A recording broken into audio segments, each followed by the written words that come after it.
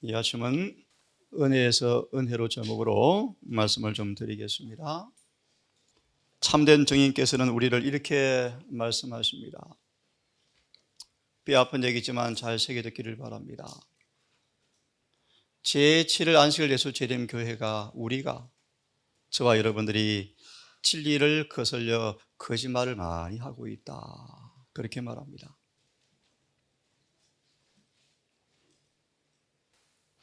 다시 말씀을 드립니다. 참된 증인께서는 우리에게 말씀하시기를 진리 교회가, 남은 교회가 진리를 거슬려서 거짓말을 하고 있다. 이게 무슨 말일까요, 여러분?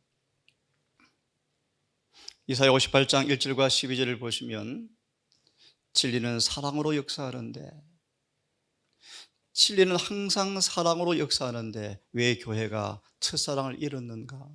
왜 사랑이 없는가? 진리는 거룩한 것입니다. 왜 거룩해지지 않고 있는가? 진리는 순결합니다. 왜 순결되지 않고 있는가? 왜 여전히 다툼과 시기가 존재하는가? 왜 질투가 존재하는가? 그것은 진리를 거슬려서 뭐 하고 있다고요? 거짓말하고 있다. 야고보 3장 14절의 말씀이에요.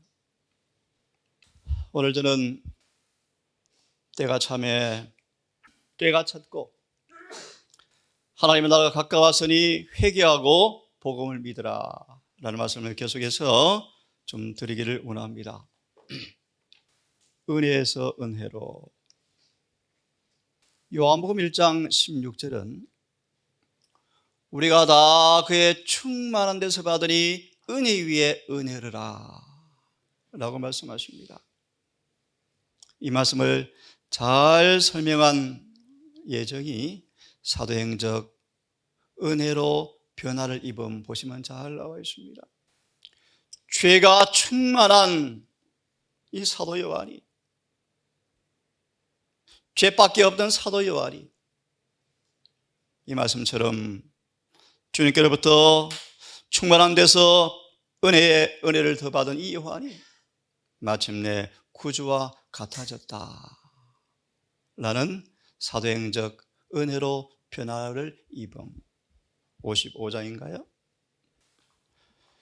충만한 데서 받은 이가 무슨 말입니까, 여러분? 예수님 안에 은혜와 진리가 충만합니다. 은혜와 진리가 만나면 영광이 반사되어지는데요, 우리가 예수를 보니 영광을 바라보게 되어지는데 그 영광은 독생자의 그릇 속에 아버지의 품성을 담고 있는데 그 품성 가만히 내면을 보니까 은혜와 진리가 충만합니다.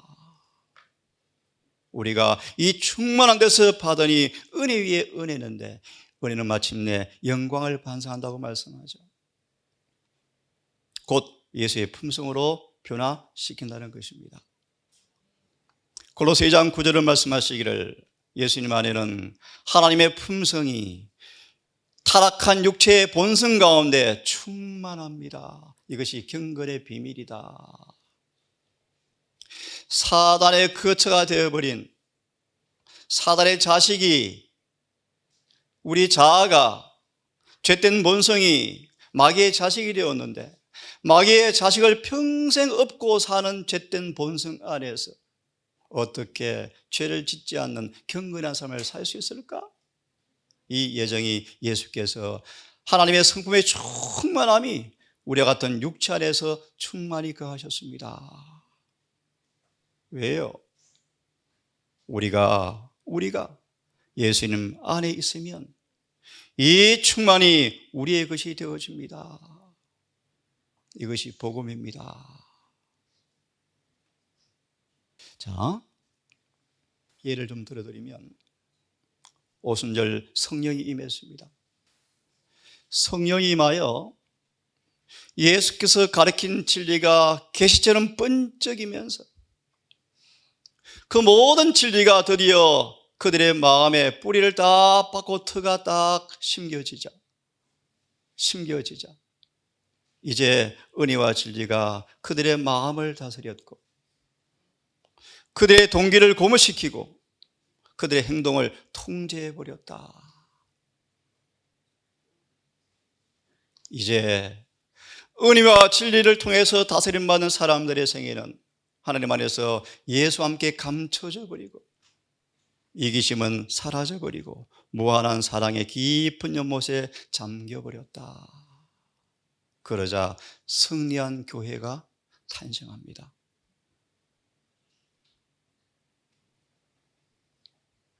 다시 봅니다.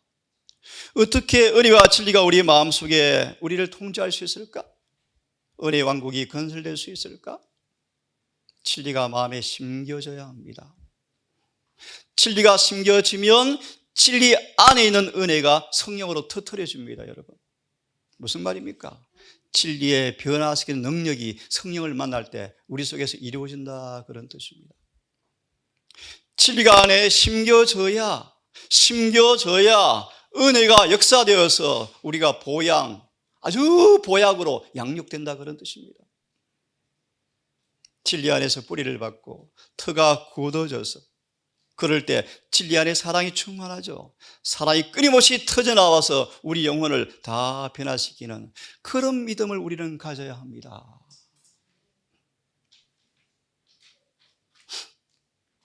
다시 봅니다. 성령께서 임하셨습니다.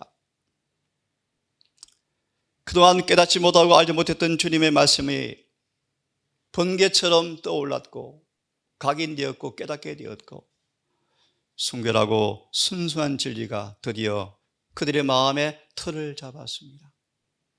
사도행전 520페이지 말씀이네요. 성령을 통하여 진리가 심겨지고 터전을 잡자 그 후에 예수님의 생애의 놀라운 경험이 그들의 것이 되어버렸다. 비로소 그들은 요한복음 1장 14절 16절을 증거하게 되었다. 하나님, 우리가 예수를 보니까 은혜가 충만하신데 우리가 은혜를 충만히 받았습니다 라는 진리를 선포하게 되었다.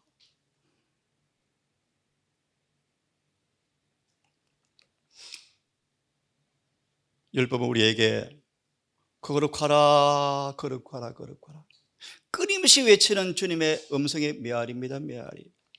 거룩하라 거룩하라 거룩하라. 사일전 4장 3절 이런 말씀이 있습니다. 과연 몇 명이나 거룩함의 의미를 알고 있는가? 영혼은 말라리아로 뒤덮여서 도무지 많은 사람들이 거룩함을 알지 못하고 있다.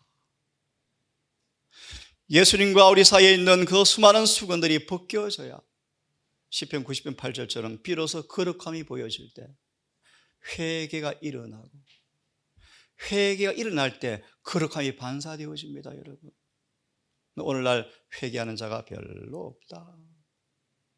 산채로 장례를 치르고 침례를 받고 있다. 교회에 농명처럼 기록되어지지만 하늘 책에 이름이 없다. 율법은 거룩하라 거룩하라 거룩하라. 그럼 여러분, 이 모학 선생을 통하여 이 율법 우리를 주님께로 인도할 때 주님 안에 충만한 은혜를 갈망하라고 우리에게 주님께서 사정하십니다. 사정. 은혜를 좀 갈망해 보아라. 얕은 물가에서 놀지 말고요. 그대의 마음을 의에 대한 열렬한 갈망으로 가득 채우라. 바울처럼 저는 되기를 고백합니다. 모든 것을 배설물로 버려버리고 예수 안에서 그분 의를 얻는 것이 제 유일한 소망이 되기를 원합니다. 우리 아이도 마찬가지고 여러분 모두가 마찬가지입니다. 자, 이가 이 은혜를 깊이 깊이 사모하고 이 은혜가 발견되어질 때 드디어 이 은혜가 우리를 아버지 앞에서 점도 없고 흠도 없이 변화시키는 그분의 능력을 우리를 통해서 나타내 줄 것이다. 오늘 은혜가 너무나 더러워지고 있어요. 여러분, 너무나 세상에 성소 정결과 늦은 비를 가진 이 마지막 기교회가 은혜 시간이 끝나도 본성적 필연적 불가피함 때문에 결함과 결점과 허물은 여전히 있다. 이게 거짓복음이에요. 여러분, 거짓복음. 은혜식 끝나기 전에 결점은 고쳐져야 합니다. 극복되어져야 합니다, 여러분. 복음을 폄하하지 마십시오. 은혜를 더럽히지 마십시오. 우리가 예수를 바라본다는 것은 예수의 생의 한 국면 한 국면이 깊이 연구되어지는 것입니다. 특별히 예수의 지상생의 마지막 장면이 우리 마음속에 확실히 자리할 때 깊은 그분의 은혜의 사랑이 우리 마음을 부수고 부드럽게 만들어서 회개시킬 때 마음은 끊임없이 생기는 발전을 경험하게 될 터인데 성령은 계속 역사하십니다. 이름이 성령이죠. 은혜에서 은혜로, 능력에서 능력으로, 품성에서 품성으로 마침내 장성한 분량으로 자라게 만들어서 예수를 닮게 합니다. 어제 빌립보 1장 21절을 언급했죠. 사도 바울은 어떻게 21절을 경험했는가? 계속되는 고난과 가난과 투정을 통하여 바울은 장성한 분량으로 자라서 그는 그렇게 고백했습니다. 내 안에 예수가 계시고 나는 없습니다 라고 고백했습니다. 빌립보서 1장 21절의 말씀. 이렇게 장성한 분량에 이르러서 거듭 말씀드리면 은혜 위에 은혜를 날마다 공급받게 되어질 때 이 은혜가 우리를 장성한 분량을 좀 쉽게 말합니다. 더 이상 안 넘어지는 사람 뜻입니다. 쉽게 번역해드리면요, 사단의 어떤 시험에도 더 이상 넘어지지 않는 사람이란 뜻입니다. 에베소 4장 30절의 말씀, 성령 충만. 드디어 기록하는 천사는 다 이루었습니다 라고 이마에 일을 칠 것이다 라고 말씀하죠. 이렇게 되어질 때 죄의 저주가 끝나버리고 죄가 남긴 습관적 행동과 영향에서까지 해방되어집니다. 언제요? 재림의 그날? 그렇지 않습니다. 지금 예수께서 하늘 지성소에 계시는 동안 이 일이 이루어져야 합니다. 미리 말합니다. 근데 왜 많은 사람들이 영적으로 난장에 있을까? 은혜가 결핍되었기 때문이다. 성령 충만한 바울은 갈라디아 5장의 말씀처럼 늘 육과 더불어 힘써 싸웠습니다. 타고난 성벽과 끊임없이 싸우면서 바울은 높은 부르심을 간직하면서 그는 늘 모든 것을 성령의 지배 아래 두기 위해서 성령께 복종했습니다. 이 말씀을 제가 드리기를 원합니다. 그런데 고린도 교인들이 멈춰버렸습니다.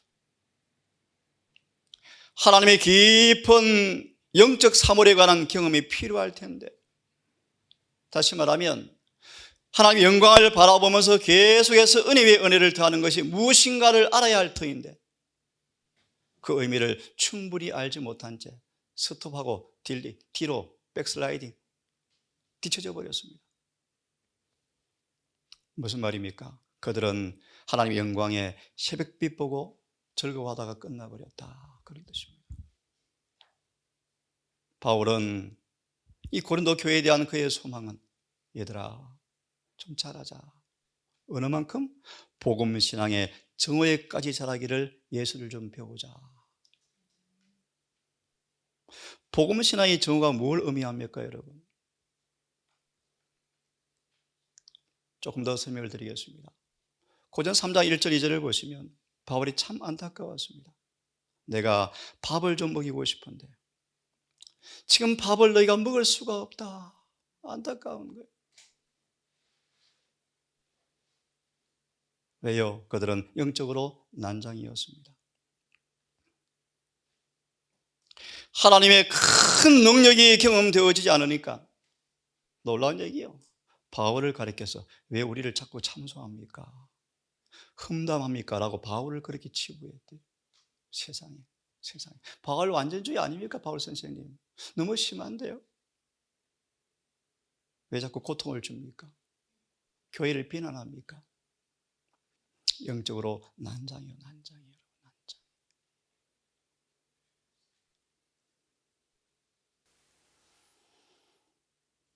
바울이 아직 밥을 주고 싶은데 왜 젖만 줄 수밖에 없는가? 그들은요, 예수의 피와 살을 먹는 사람이 아니었고 질 낮은 양식으로 연병치료하는 중이었다. 계시록 3장 2절의 말씀, 사대에 남아있지만 죽어가는 사람들을 빨리 숨을 불어넣으라. 예레시의 말씀, 계시록 3장 1절에 2절의 말씀은 제7일 안식일 예수 재림교의 형편을 가리킨다. 살았다 나 죽은 교회다. 질이 낮은 양식으로 연명치료하고 있다. 연명치료. 피와 살을 먹는 사람이 아니었다. 바울은 회심자들에게 적합한 가장 분명하고 단순한 진리를, 밥을 먹일 수 없는 거요. 밥이 뭔가 단단하고 영양이 풍부한 영적 양식으로 거룩한 사물에 관하여 상당한 지식이 있는 사람들에게 적합한 진리임을 의미한다. 이런 진리를 나누고 주고 싶은 거예요. 그들은 낮은 수준 양식을 먹고 살고 있었다. 별로 깊은 생각을 요하지 않고 설교 시간 내내 성경 한 절을 가지고 할 얘기 다 끝내버리는 설교들, 예화들. 화요일번에 설교 보세요. 한 설교에 성경 구절이 수십 개 인용되죠. 수십 개. 근데 어려워해요, 그런 설교를 사람들이. 존스 와가는 설교 보세요. 성경으로 다 도배돼서 도배해요, 한 설교가. 사람들 어려워 힘들어해요. 그래서 오늘 많은 목회자들이 그게 안 되니까요, 성경 구절 하나 가지고 예화 들어서 쉽게 설명을 애를 씁니다. 문제는 영혼들이 너무 질이 낮으니까요. 안타까운 거예요. 깊은 생각을 소유하지 않고, 이 말씀은 고전 3장 1절과 3절의 주석의 말씀입니다. 깊은 연구가 소요되지 않는 피상적 진리에 머물러 있다. 침례 물로 받는 거야. 그거 구원 뭐 관계 있습니까, 여러분? 영혼 멸절, 그 뭐 구원과 관계, 깊은 관계가 있습니까, 여러분? 물론 조금 있겠죠. 네? 안식일이 토요일 맞습니다. 여러분 더 깊이 나가셔야 합니다. 복음의 정오의 신학이 뭔가? 실물교원 420페이지 말씀이죠. 예수를 믿는 종교는요, 엄청납니다, 여러분. 죄를 사하는 이상의 의미가 있습니다. 죄를 제거하고 그 빈자리에 성령의 은혜로 꽉 채우는 것입니다. 다시 말하면 예수께서 우리 마음에 임재하셔서 임재하심으로 얻는 축복이 오는데, 이 축복을 누리는 것이 예수를 믿는다라는 말이 의미인데요, 예수가 임재하면, 예수께서 우리 마음을 다스리시면 우리는 순결해지고 죄에서 해방이 되어집니다.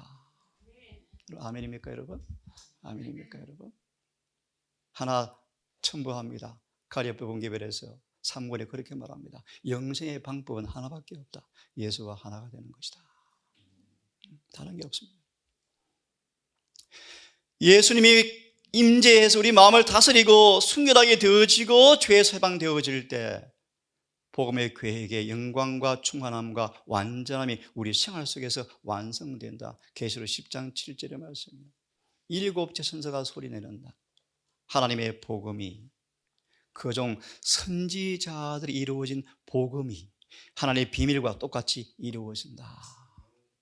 이걸 1888년 기별을 보시면 늦은 비와 성소 정결로 연결하고 있습니다. 여러분, 주님 우리를 완전히 구원하기 원하셔요.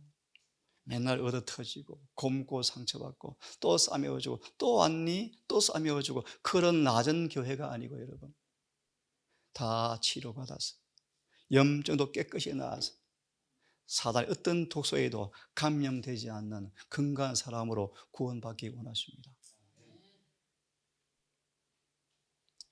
이러한 복음의 충만함이 이루어질 때 드디어 하나님께서 당신의 아들을, 요한복음 17장 22절, 23절, 24절의 말씀이에요, 예수님이 세상에 구주로 보내셨구나라는 사실을 증거하게 되어진다. 마태 24장 14절의 말씀이에요. 제가 아는 정언은 그렇게 말합니다. 복음은 변론으로는 이미 전파가 되었다. 한번 고민해 보십시오. 왜 늦은 비가 오지 않는가? 증거될 사람들이 아직 없다는 거예요. 증거될 것이.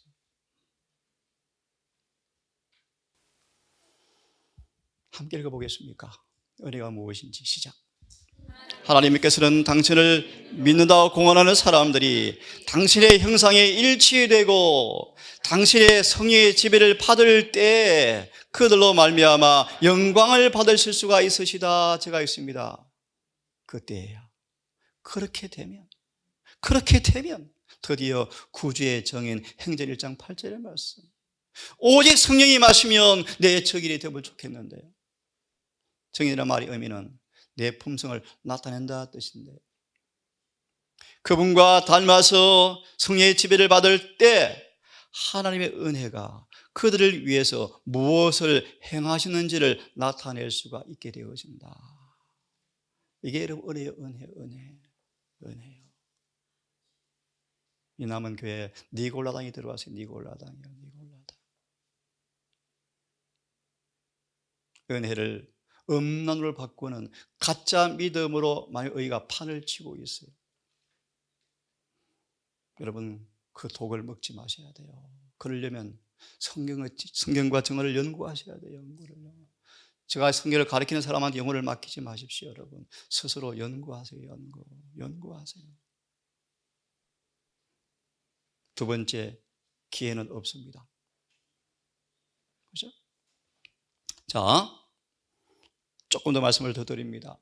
우리가 어떻게 은혜를 얻을 수 있는가? 하나님과 주 예수를 더 깊이 알아가십시오. 더 깊이 알아가십시오. 그럼 은혜와 평강이 더 많아질 것입니다. 우리가 우리를 부르신 자를 깊이 알아갈 때 왜 우리를 부르셨습니까? 그분의 품성의 참여자로 부르셨는데요.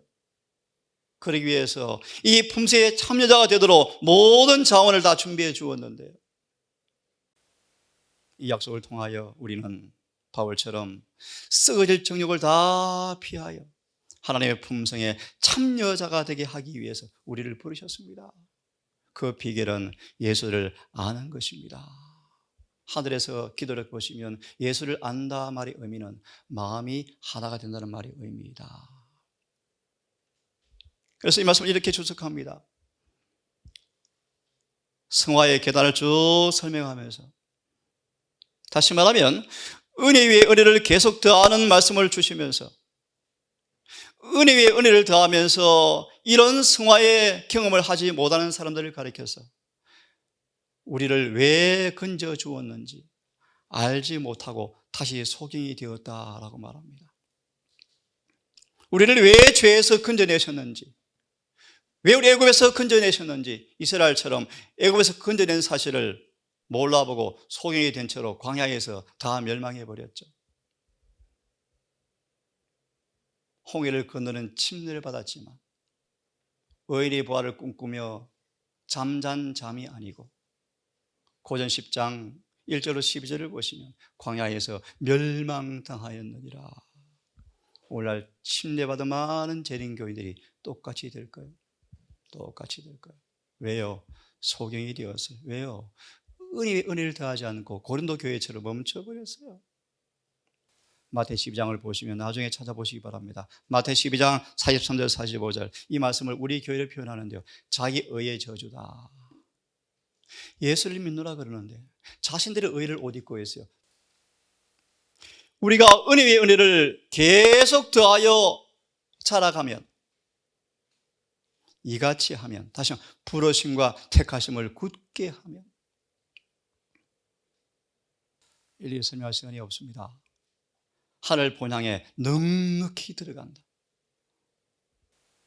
하나님 우리를 예수를 알도록 초청하셨습니다. 그것은 영광과 덕에 대한 지식을 좀 우리에게 나누어 주고 싶어서요. 그래서 이사야 53장에 암송하시는 분들 기억합니까? 자기 지식으로 우리를 의롭게 한다라고 말씀하죠. 그죠? 이 땅에 인간의 몸으로 살아보시면서 인생 안에서 우리와 동일한 시험을 당하시면서 우리가 행사할 동일한 믿음을 가지고서 흠도 점도 없는 품성을 이루어 놓은 지식을 내가 다 나누어 줄게, 그런 뜻입니다. 그 지식으로 우리를 의롭게 한다라는 뜻이 이사야 53장의 말씀이에요. 예수 안에 공개되고 명시된 그 지식은 기가 막힌 얘기 여러분. 신학으로, 동계신학으로, 사긴 지표로 만들어지는 것이 아니고요. 예수와 친교로서 경험되어지는데 그가 빛 가운데 계신 것처럼 우리도 빛 가운데 거하면 하나님과 사귐이 있게 되어지는데 이 교제하는 사람들에게만 이 지식이 공개되어지는데 그 지식은 그들을 품성을 완성시키는 지식을 의미한다 라고 말합니다.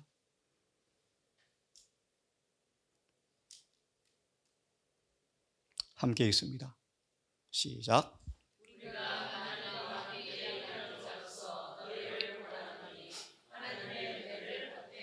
왜 은혜를 마지 말라고요? 시브리 12장에서 에서가 헛되이 받았다.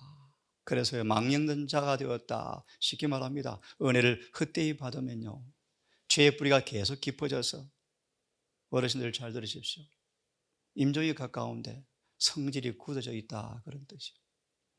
은혜를 뭐 한 거요? 헛되이 받았다. 다윗이 두려워 떨었습니다. 하나님, 나도 저렇게 늙으면 어떡하죠?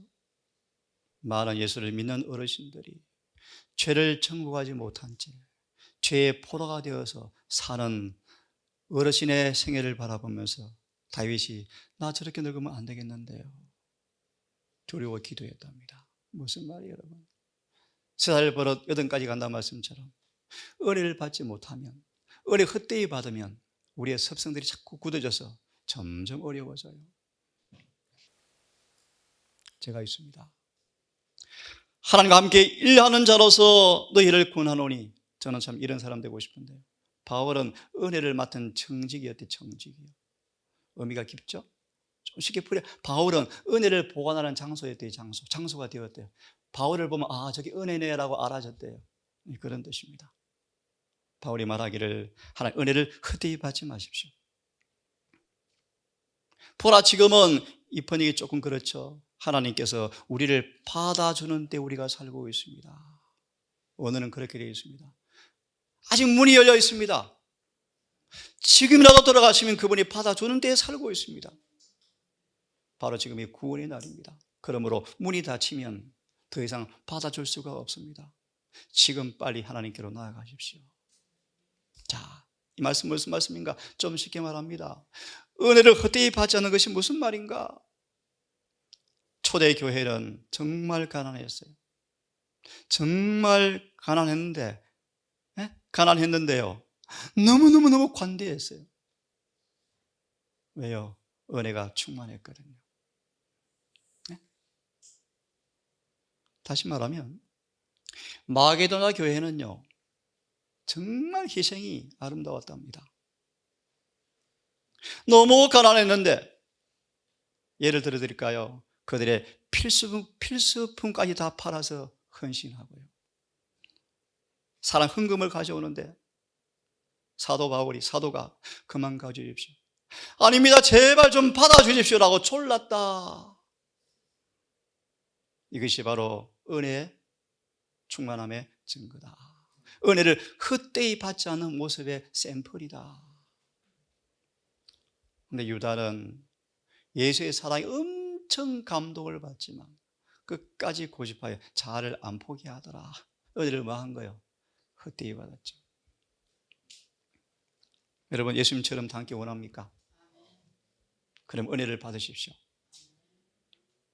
분량대로 은혜를 받으시면요, 은혜에 복종하면요, 은혜가 역사할 때 은혜 역사 앞에 순복하면요, 은혜는 놀라운 뜻이 우리 안에 이루어질 터인데, 여러분 그것이 무엇입니까? 여러분 얘기했죠. 예수님과 같이 만들어준다.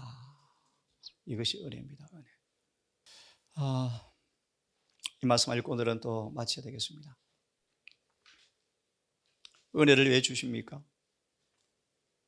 은혜를 왜 주십니까? 로마 6장 3절 4절처럼 우리로 죄를 짓지 않는 새 생명 가운데 살도록 주시는 것이 은혜입니다. 은혜를 왜 주십니까? 죄를 섬기지 않고 더 이상 의의 종이 되도록 하기 위해서 은혜를 주시는 것입니다. 왜 은혜를 주십니까? 죄에서 해방되어서 죄가 우리를 지배하지 못하고 이 땅에서조차도 우리가 예수님께, 아버지께 영광을 돌리고 예수님처럼 되도록 주시는 것이 은혜입니다. 제가 참 좋아하는 로마서 6장 1절과 6절까지를 188년 기별자들이 이렇게 가사를 붙입니다. 죄에서 자유하게 되는 찬양의 노래이다. 기가 막힌 성경 구절이에요. 우리 각 사람에게 선물의 분량대로 은혜를 주셨나니, 예를 들어서 봉사를 잘 하는 이 재능을 가진 사람에게 더 거룩하고 더 고상하게 더 온전하게 봉사하도록, 그 봉사의 재능에 더 큰 성령이 주어지니까 그 봉사가 더 거룩해지면서 더 고상해지면서 봉사하는 그 사람이 점점 예수를 닮아가는데, 이것이 바로 은혜를 헛되이 받지 않는 것이다. 마무리하겠습니다. 여러분, 은혜를 헛되이 받지 마십시오. 그러려면 숙제입니다. 다니엘서 1장 17절의 말씀 읽어보십시오. 은혜를 헛되이 받지 않기 위해서는 우리가 노력을 해야 합니다. 그 노력이 뭡니까? 예를 듭니다. 사도 요한에게 은혜가 증거되어지니까 그의 교만심이 덜 주어지는데, 은혜는 뭔가? 교만이란 죄를 잘라버리는 것이 은혜인데, 그때 할 일이 뭔가? 네 의지를 굴복하라, 그런 말이에요. 고집을 꺾어 그분께 드리라, 그런 말이에요. 이게 인간의 노력이에요, 노력. 이 노력, 다른 말로 눈이 범죄하면 뽑아버리라, 자 굴복을 가리켜요. 그렇게 할 때 은혜가 일을 해요, 일을. 오늘도 여러분, 은혜를 헛되이 받지 않기를 간절히 바랍니다. 찬양처럼 은혜 안에 뛰노는 그 놀라운 믿음의 충만의 경험을 통하여 은혜가 정말 우리를 구원하시는 그 증거를 우리 또한 하게 되기를 간절히 바라면서 오늘 말씀을 마치겠습니다. 자비하신 아버지, 수천 수만의 교파가 있지만 왜 이 교회가 필요하셨습니까? 수많은 개신교의 예수가 있지만 왜 이 교회를 세우셨습니까? 우리에게 왜 새천사의 기별을 주시고 왜 예언의 선물을 주셨습니까? 하나님, 그 의미와 목적을 우리가 계시를 통해서 잘 알지인데 우리 처지와 형편이 너무나 미숙하고 질 낮은 양식으로 연명 치료하고 있음을 고백합니다. 주여, 우리를 용서해 주시고 다시 한번 자비를 베풀어 주시옵소서. 이 교회를 목양하는 주의 종들을 불쌍히 여기시고 아버지, 충성된 종들이 되어서 영혼들의 질병을 간파하고 합당한 해독제를 나누어 주는 복음의 전령사가 되도록 교회 종들을 주여 성령으로 깨닫게 하시고 진리로 가르쳐 주시옵소서. 이 교회가 더 이상 세상에 머물러 고통당하지 않고 속히 승리한 교회로 발전되어서 너지비를 통한 사업을 마치기를 소망합니다. 아버지, 또한 우리를 불쌍히 여기시고 교회 한 지체로서 함께 병들어 전념시키는 그런 우리가 아니고 함께 더불어 지어져가는 영적인 건물로 아름답게 단장해가는 성숙한 주의 종들로 서 있기를 소망합니다. 아버지, 오늘도 은혜를 헛되이 받지 않기를 원합니다. 주여, 우리의 자아가, 우리 자존심이, 기득권이, 습관이, 습성이, 무지가 은혜를 더럽힐까 염려되어집니다.